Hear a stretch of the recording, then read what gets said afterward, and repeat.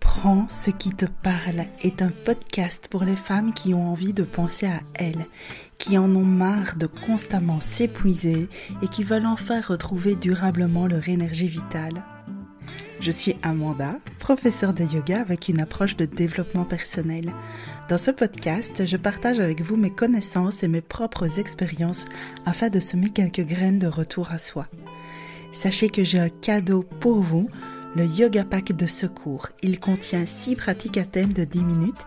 Retrouvez-le dans la description. C'est parti pour l'épisode du jour, alors prenez uniquement ce qui vous parle et surtout, laissez le reste. Aujourd'hui, nous allons parler des saisons et de l'importance d'ajuster notre vie en fonction des saisons. Alors, je vais vous parler de l'approche du yoga parce que, oui, le yoga, ce n'est pas que de la gymnastique. Ça, c'est quelque chose que je pense que je vais le répéter beaucoup dans ce podcast parce que c'est quelque chose qui me tient vraiment à cœur. Et je pense que beaucoup de personnes voient le yoga comme une gymnastique un peu d'étirement, de stretching, parce que le yoga s'est tellement démocratisé ces dernières années et c'est très bien comme ça, hein, parce que voilà, il en faut vraiment pour tous les goûts. Mais je pense qu'il y a vraiment énormément de personnes qui s'imaginent que le yoga, c'est une forme de gymnastique, un peu comme le pilate, une gymnastique douce, tout en étirement, tout en longueur. Et c'est très bien, hein, le pilate, par exemple, c'est génial pour renforcer les muscles profonds du corps, pour la stabilité, enfin, pour plein de choses. Il faut faire des pratiques comme ça, c'est merveilleux. Mais sauf que à force de croire ça du yoga, ben, il en perd de sa saveur et on en oublie son sens originel, qui est vraiment une pratique ultra complète, une philosophie de vie qui nous accompagne à une profonde reconnexion à soi, à une profonde reconnexion à une vie saine, où on se sent bien et où on maintient notre énergie vitale en équilibre, en fait, et où, du coup, on évite ces états de surmenage, on évite de tomber en burn-out, on évite de toujours frôler ces états où on est au bord du précipice. Donc voilà ce que je vais un petit peu vous partager dans cet épisode-ci. Alors avant de vous parler simplement des saisons du point de vue du yoga, de manière même générale, avant de plonger vraiment dans ce que le yoga vient nous apprendre, c'est déjà de nous-mêmes tout à fait logique et naturel, je pense, de se rappeler à quel point on fait partie de la nature, à quel point on fait partie intégrante en fait de cette planète et à quel point on est soumis au rythme naturel de la vie, au même titre que les végétaux, au même titre que les animaux. Et alors nous, les êtres humains, on est l'espèce supérieure, tellement supérieure qu'on a développé nos super technologies, tellement supérieure qu'on vit dans notre monde de surconfort, de surconsommation. Alors je crache pas dans la soupe, hein, j'aime beaucoup tout ce confort, etc. Que j'utilise aussi au quotidien, mais c'est vraiment important de se rappeler que tout ça, ça nous coupe un petit peu de notre essence primaire qui est qu'on est des êtres de la terre en fait. Donc là, c'est la Pocahontas en moi qui est en train de vous parler, mais j'espère que ça vous parlera, j'espère vraiment que ça vous touche. Je sais qu'il y en a déjà beaucoup parmi vous qui m'écoutent, qui vous êtes déjà dans cette démarche-là, en tout cas de vous rappeler qu'on vient de là et qu'on fait partie de la nature, mais je sais qu'il y a aussi beaucoup de personnes qui l'oublient. Et alors, à force, on se coupe de ces rythmes-là qui sont tellement importants. Le rythme circadien, c'est le rythme du jour et de la nuit. Ces rythmes-là, ils sont vraiment importants. Et je pense qu'il n'y a pas si longtemps que ça, moi, à l'époque, par exemple, je ne sais pas, moi, même de mes grands-parents, j'ai l'impression qu'il y avait quand même beaucoup plus de campagne qu'avant, que maintenant il y a beaucoup plus de villes, etc.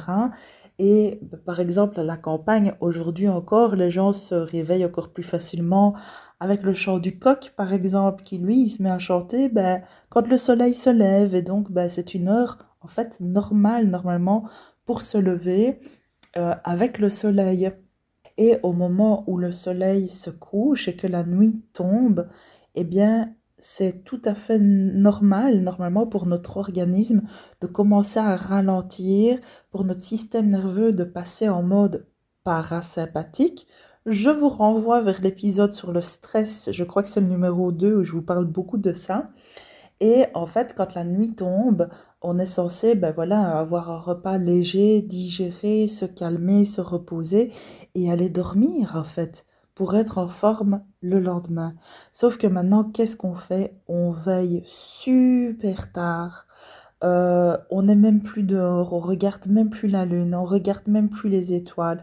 Alors je dis on, oui, c'est très, je projette, hein, je sais qu'il y a plein de gens qui le font encore, mais je veux dire que dans notre société moderne, on se coupe de plus en plus de ça, d'être connecté au soleil, à la lune et à ses rythmes naturels. Donc il y a le rythme circadien, il y a les rythmes de la lune aussi, vous voyez, il y a la nouvelle lune, elle monte dans le ciel, elle grandit, elle devient la pleine lune. Quand la pleine lune est là, elle influence l'eau, les eaux, les marées, elle influence les végétaux. Il y a beaucoup de personnes qui cultivent encore à l'heure actuelle, mais je pense que ça se faisait encore une fois beaucoup plus avant, les personnes qui jardinent avec la lune. Et alors, par exemple, les moments de nouvelle lune, c'est les moments où on va planter. Les moments de pleine lune, c'est les moments où on récolte parce qu'on sait que les propriétés médicinales, par exemple, des plantes, sont beaucoup plus chargées à la pleine lune puisque la lune, elle fait monter la sève dans les végétaux, vous voyez. Et puis évidemment, il y a le rythme du soleil, donc il y a la Terre qui fait le tour du soleil en une année et en fonction évidemment de où on se trouve sur la planète, si on est plus proche de l'équateur, si on est dans l'hémisphère sud, dans l'hémisphère nord, mais n'empêche que c'est marqué par des solstices, par des équinoxes, etc. Et tout ça, ça a un impact sur nous, sur notre énergie, sur notre rapport à nous. Et normalement, on devrait adapter et ajuster notre vie à tout ça. Sauf que, franchement, qui le fait vraiment dans cette société dans laquelle on vit, qui est, voilà, je le rappelle, donc super moderne, super confortable, etc. Et donc voilà, dans cet épisode, moi j'ai envie de vous ramener un petit peu plus à ça pour planter des petites graines et, euh, et voilà, et on verra où ça nous mène. Alors avant d'aller plus loin, je vais juste vous dire qu'aujourd'hui j'enregistre avec mon téléphone, j'ai pas mon micro habituel. Personnellement, j'ai l'impression que ça change pas grand-chose. Maintenant, ça m'intéresserait de savoir si vous entendez la différence. Voilà, ça c'est juste une petite parenthèse comme ça. Alors maintenant, on plonge dans ce que le yoga vient nous raconter par rapport à ça, mais plus précisément, c'est pas tout à fait le yoga, c'est l'Ayurveda. Et donc voilà les quelques bribes que moi je veux vous partager aujourd'hui par rapport à ça. Eh bien, c'est que le yoga et l'Ayurveda sont intimement liés et c'est la même compréhension de la vie. Donc c'est la même compréhension des êtres humains. C'est la même compréhension, eh bien justement, des cycles, des saisons. C'est la même compréhension du vivant, en fait. C'est la même compréhension de la santé. C'est la même compréhension de la maladie. Voilà. Alors, on comprend l'énergie dans le yoga et l'Ayurveda. J'espère que je ne suis pas en train de vous perdre en vous racontant ça comme ça. Mais en gros, si vous voulez, on considère que l'énergie, il y a des énergies différentes. Hein. Par exemple, donc quand je dis énergie, je sais que parfois on a l'impression qu'on parle d'un truc très abstrait. On imagine, vous savez, un peu comme dans les films d'Halloween où on voit de l'énergie verte qui flotte. Moi, quand je vous dis énergie, c'est pas ça, c'est quelque chose, c'est vraiment, je sais pas, regardez l'énergie, par exemple, d'un chat et l'énergie d'un chien. Vous voyez, c'est pas la même énergie, c'est pas le même feeling en fait, vous voyez. C'est ça moi que je veux dire quand je vous parle d'énergie. Donc imaginez que l'énergie, on pourrait la représenter pour comprendre les choses, hein, pour comprendre la vie. On imagine l'énergie sous forme d'éléments. Donc il y a une énergie qui est terre. C'est la première, c'est la plus grossière, c'est la plus lourde. Donc l'énergie terre, ça va représenter tout ce qui est une énergie d'ancrage. Mais que ce soit dans tout, hein, que ce soit dans les végétaux, que ce soit dans les animaux, que ce soit dans nous, les êtres humains, que ce soit une énergie, mais voilà, par rapport à la saison, vous savez, parfois c'est lourd comme ça, la terre. Et même dans l'alimentation, il y a des aliments qui nous apportent cette lourdeur à l'intérieur de nous. Je suis sûre qu'en disant ça, même sans vous donner d'exemple, peut-être que vous avez une idée de vous dire, oh, quand je mange ça, pouf, c'est lourd à l'intérieur de moi, ça me donne un truc, paf. Vous voyez ce que je veux dire? Ça, c'est la première énergie. La deuxième énergie, c'est l'énergie de l'eau. Voilà, donc c'est l'énergie de l'eau. Donc l'eau, c'est fluide, ça humidifie. Voilà, puis alors après, il y a l'énergie du feu. Donc le feu, ça fait quoi? Ça transforme, ça brûle, ça transmute les choses. Il y a l'énergie du vent. Donc là, le vent, ça souffle, ça aère, ça fait de la place, ça mobilise, ça met du mouvement. Et puis, il y a l'énergie qu'on dit de l'éther ou de l'espace. Et là, ben, en fait, c'est tout le reste, c'est l'immensité. Parfois, on a l'impression que cet élément-là, ben, c'est le plus léger, hein, comparé à la Terre, c'est le plus léger, c'est le plus invisible, c'est le moins palpable. Il a aussi, évidemment, toute son importance parce que on ne se rend pas compte à quel point il y a de l'espace. Euh, Tout est espace en fait autour de nous. Vous voyez, il y a de la matière et entre tous les objets, ben, ce n'est que ça, ce n'est que de l'espace. Donc c'est immense. Et on considère voilà ces 5 éléments pour comprendre l'énergie. Et de ces 5 éléments, il y a 3 énergies principales qu'on appelle Kapha, Pitta et Vata. Alors, qu'est-ce que c'est? Ne vous tracassez pas, je vous explique tout. Et je vous donnerai même un petit cadeau à la fin, parce que je sais qu'il y en a qui aiment avoir quelque chose d'écrit, de visuel pour mieux comprendre. Je vous mettrai un petit truc que j'ai créé dernièrement. Je vous le mettrai en description de ce podcast. Je vous expliquerai un peu mieux après. Mais la première énergie kappa, c'est quoi? C'est le mix de la terre et de l'eau. C'est cette énergie-là, kappa. Et la terre et l'eau, quand on mélange de la terre et de l'eau, qu'est-ce que ça fait? Ben, ça fait de la boue, en fait, ça fait de l'argile, ça fait quelque chose de consistant. Et donc, c'est une énergie d'ancrage, c'est une énergie plus lourde, c'est une énergie de stabilité. Kapins, donc la terre et l'eau, c'est une énergie qui nous permet de construire, qui nous permet de faire une base, qui nous permet de mettre un socle. C'est quelque chose qui apporte de la congruence, qui apporte de la cohérence. Ok? La deuxième énergie, Pitta, c'est l'énergie du feu et de l'eau. Alors là, vous allez, enfin, moi parfois je me dis un peu, oui, mais l'eau, ça éteint le feu, mais non, c'est un peu l'équilibre des deux. C'est quand même le feu qui prédomine dans Pitta. Donc Pitta, c'est vraiment une énergie de transmutation. C'est une énergie qui permet de transformer les choses, qui permet de digérer. Par exemple, dans notre corps humain, tous nos systèmes, selon le yoga et l'ayurveda, on comprend tout le système humain sous forme de ces énergies-là. Par exemple, il y a des organes qui sont kapha, il y a des organes qui sont pitta, il y a des organes qui sont vata. Voilà. Donc pitta, c'est tout ce qui va faire digérer, c'est tout ce qui transforme. Par exemple, le foie, il est pitta. Et puis alors après, la troisième énergie, c'est Vata. Et là, c'est le mix du vent et de l'éther. Donc c'est l'énergie la plus subtile, la plus légère, la plus mouvante aussi. Parce que le vent et l'espace, eh bien c'est ça, c'est du mouvement. C'est une énergie qui apporte de la légèreté, qui nous apporte de l'espace, que ce soit dans notre corps, que ce soit dans nos pensées, dans nos sentiments, etc. Et voilà. Donc j'espère que jusqu'ici, je ne vous ai pas perdu et que vous comprenez un petit peu où je veux en venir. Parce que tout tout est compris dans le yoga et dans l'Ayurveda sur base de ces trois énergies-là. Il faut savoir que tout possède des trois énergies, mais dans des proportions différentes.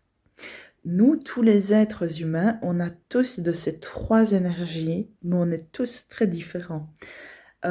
Et on a tous une énergie qui prédomine en fonction de qui on est. Et on a les deux autres en nous aussi, mais dans des proportions variables. Et c'est aussi pour ça que d'après le yoga et l'Ayurveda, c'est important d'accepter notre unicité, d'accepter d'être soi, d'être qui on est, et bien de ne pas se comparer aux autres. Et encore une fois, vous allez dire que je tape tout le temps sur la société, un peu comme le sketch là des... J'ai oublié comment est-ce qu'il s'appelle, des inconnus, je crois que c'est ça, la société, elle a que des problèmes.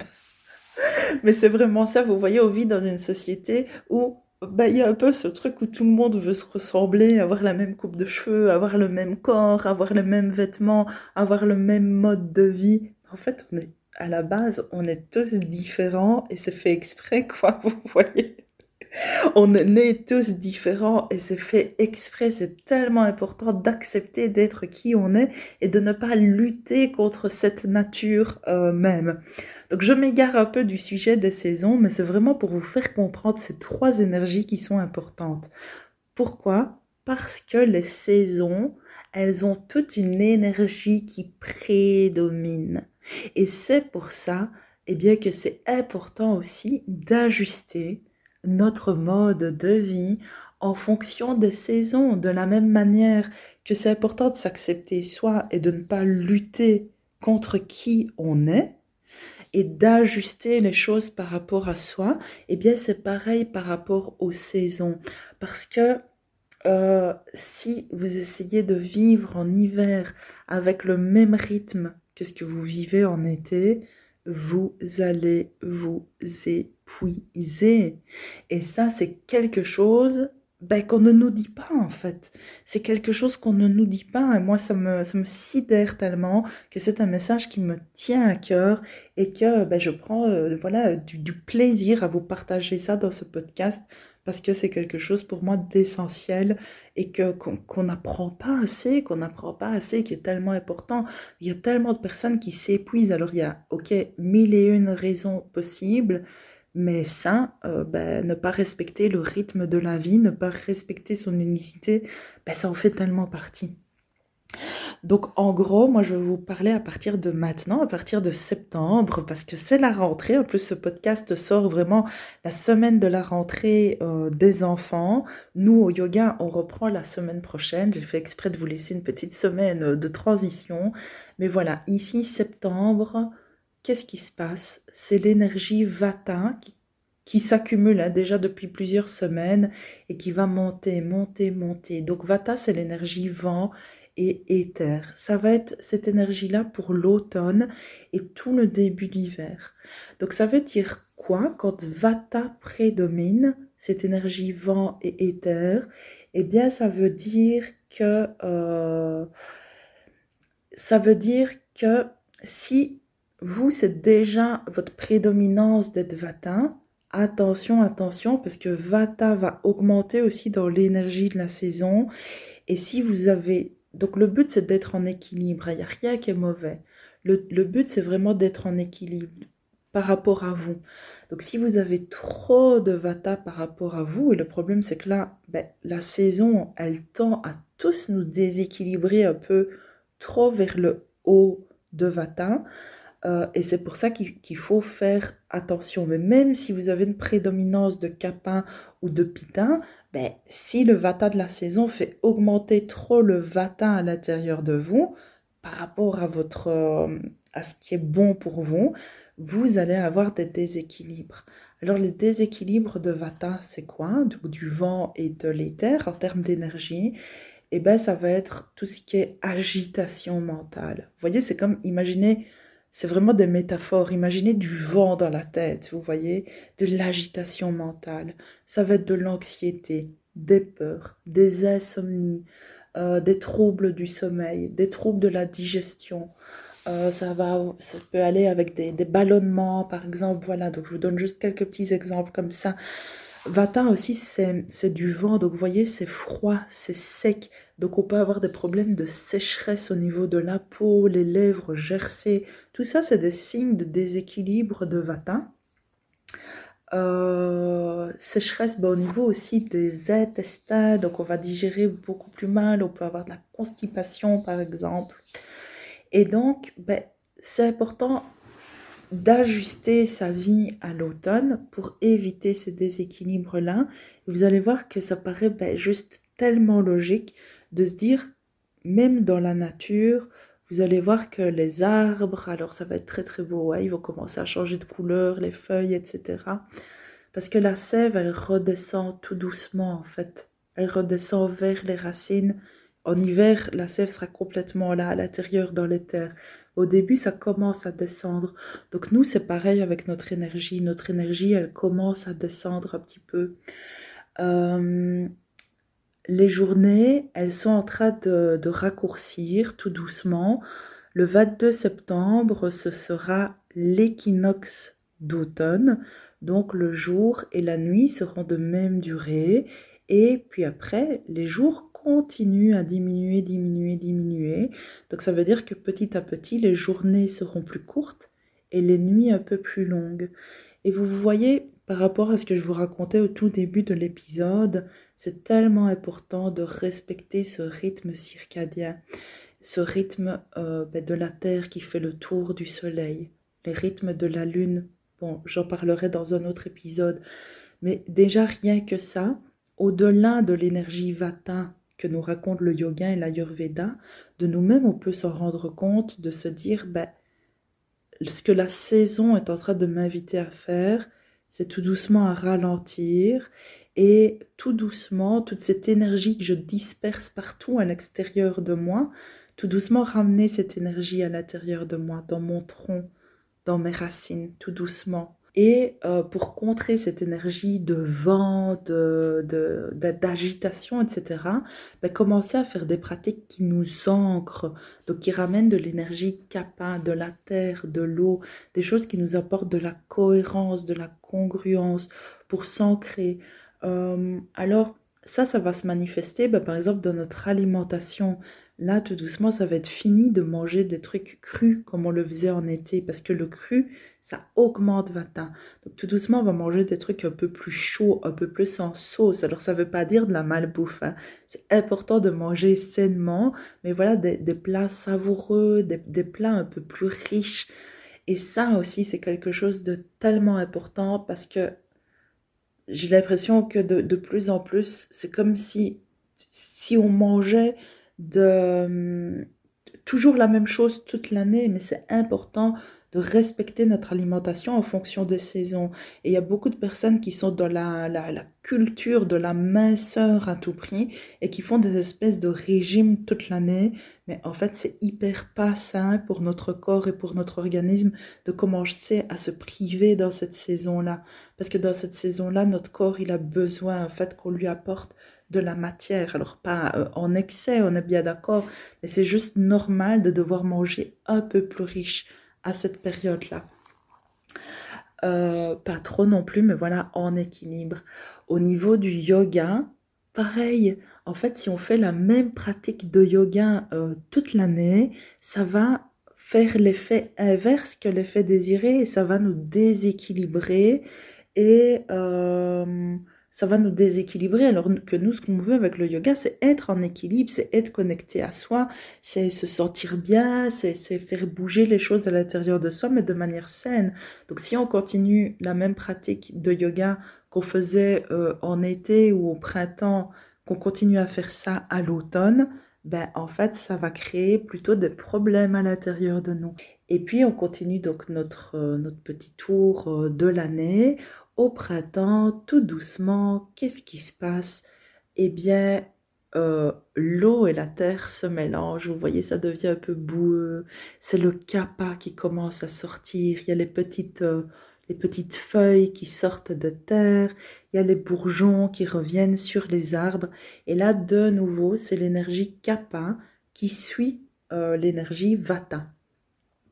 Mais il faut savoir que ce Kapha, il commence à s'accumuler déjà donc, au milieu de l'hiver, quoi. Vous voyez, même début d'hiver, il commence tout doucement à s'accumuler et il devient vraiment à son paroxysme au printemps. Et donc là, au printemps, ben pareil, on ne va plus vivre de la même manière qu'on vivait à l'automne et au début de l'hiver. On a dépassé le solstice d'hiver, qui est plus ou moins entre le 20 et le 22 décembre. Et là, petit à petit, les jours rallongent, les petites pousses sortent de terre. Et pour nous, eh bien, c'est pareil, on sort de terre. On commence à s'ouvrir, mais doucement au début. On ne va pas y aller direct, badabam, comme ben voilà, tout le monde veut faire sa détox au 1er janvier. Hyper mauvais pour l'organisme, c'est beaucoup trop tôt par rapport à la saison. Donc, par exemple, les problématiques de kapha, de trop de kapha, si on ne fait rien pour contrer un peu ça, ça peut être ben, de la lourdeur. C'est quoi? C'est la dépression, c'est le surpoids, c'est le fait de justement d'être lourd, d'être là, d'avoir la flemme, etc.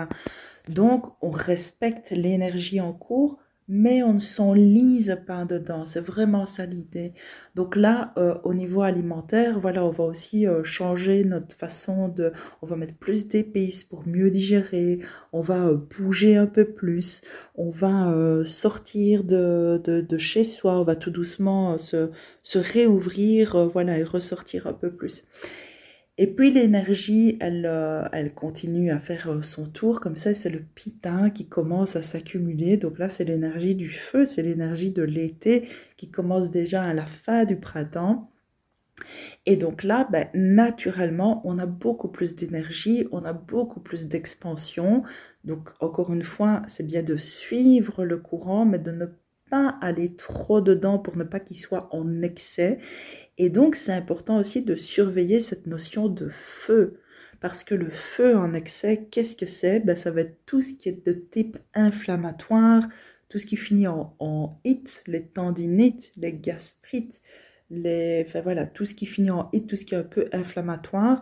Au niveau émotionnel, le feu en excès, c'est quoi? Ben, c'est la colère, c'est des sentiments tels que la jalousie, la comparaison, la compétition, tous ces trucs-là en excès, ben voilà, ça nous fait pas du bien non plus. Et aussi une chose que j'ai pas dit, mais vraiment le sommeil. Le sommeil, c'est quelque chose de tellement important.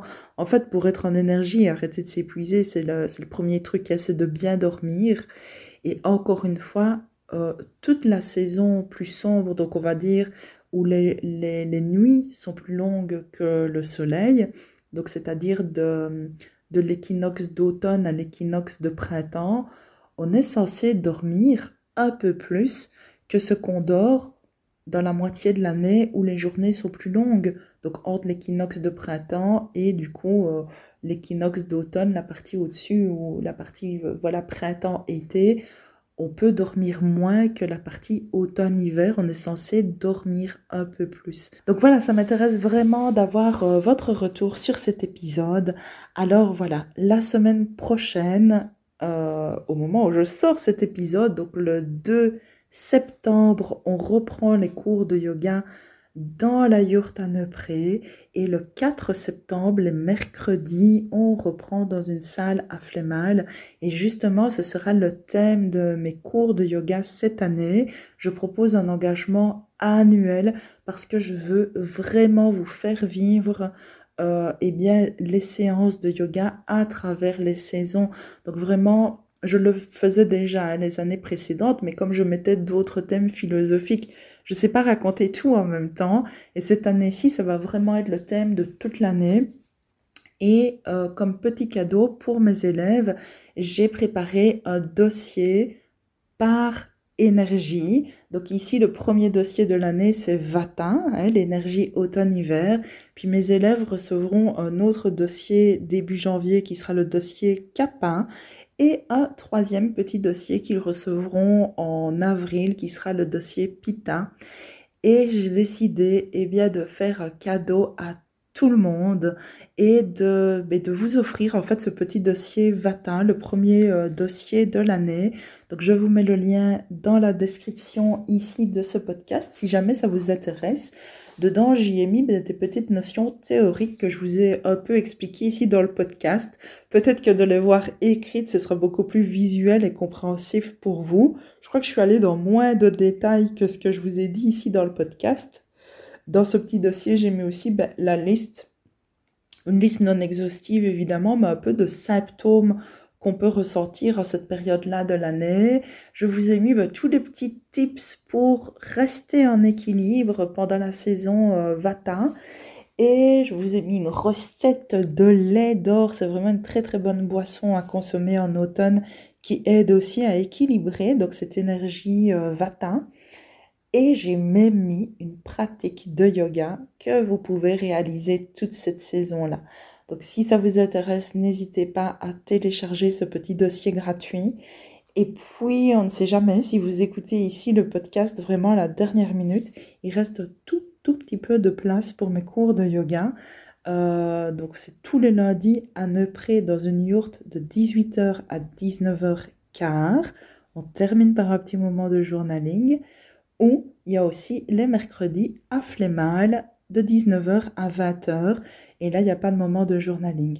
Cette année, c'est un engagement annuel. Donc, voilà, je ne prendrai plus personne en cours d'année. Et voilà, moi, je me réjouis dans tous les cas de retrouver mes élèves dès la semaine prochaine. Et je me réjouis de vous retrouver, vous tous, la semaine prochaine aussi, mercredi, pour un prochain épisode. Et voilà, l'épisode du jour est terminé. S'il t'a plu, n'hésite pas à t'abonner, à liker, mettre des étoiles, un petit commentaire et à partager avec une personne à qui ça ferait du bien. Tu sais, ces petites actions permettent de mieux faire connaître ce podcast et ça me fait très chaud au cœur. Alors je te dis déjà merci, à la semaine prochaine et d'ici là, on se retrouve sur Instagram. Bisous!